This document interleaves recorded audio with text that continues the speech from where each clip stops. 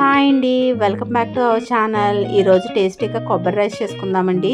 మనం కొబ్బరి పాలను ఇలా చిక్కగా తీసుకొని కొబ్బరి రైస్ చేసుకున్నట్లయితే ఎలాంటి కాంబినేషన్ కర్రీస్ కూడా అవసరం లేదు, ఇలాగే హ్యాపీగా ఎంజాయ్ చేసేయచ్చు. దీనికోసం ముందుగాను ఒక 2 కొబ్బరికాయలను ముక్కలు కింద కట్ చేసుకొని మిక్సీ జార్లో వేసుకొని వాటర్ వేసుకొని మెత్తగా గ్రైండ్ చేసుకోవాలండి.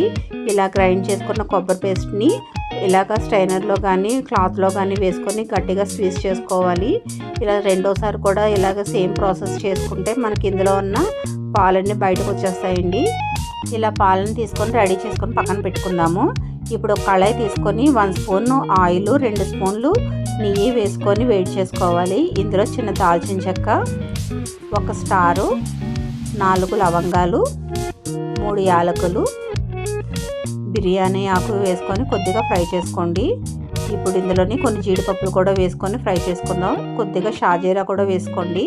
ఇప్పుడు ఇందులో పచ్చిమిర్చి, ఉల్లిపాయ, క్యారెట్, పచ్చి బఠానీ కూడా వేసుకొని నూనెలో కొద్దిగా వేగనిద్దామండి. ఇప్పుడు ఇందులో రుచికి సరిపడా సాల్ట్, 1/2 టీ స్పూన్ పసుపు వేసుకొని ఒకసారి బాగా కలుపుకుందామండి. ఇప్పుడు ఇందులోని 1 స్పూన్ అల్లం వెల్లిపాయ పేస్ట్ వేసుకొని పచ్చివాసన పోయేంత వరకు ఫ్రై చేసుకుందాం.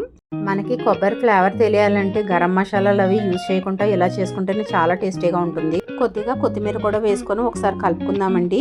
ఇప్పుడు ఇందులోని మనం ముందుగా తీసి పెట్టుకున్న కొబ్బరి పాలని 3 గ్లాసులు వేసుకుంటున్నానండి. నేను రైస్ 2 గ్లాసులు తీసుకున్నాను. 2 గ్లాసుల రైస్కి 3 గ్లాసులు పాలు అయితే సరిపోతాయి.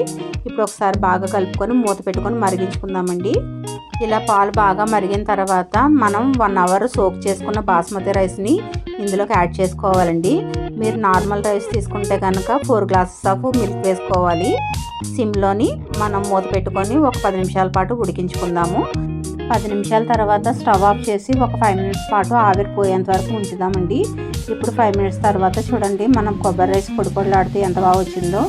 అంతే అండి, చాలా టేస్టీగా ఉంటుందండి. ఇందులో మసాలా కూడా ఏమీ వేయలేదు కాబట్టి పిల్లలు కూడా హ్యాపీగా ఎంజాయ్ చేస్తారు. Thank you for watching. Please like.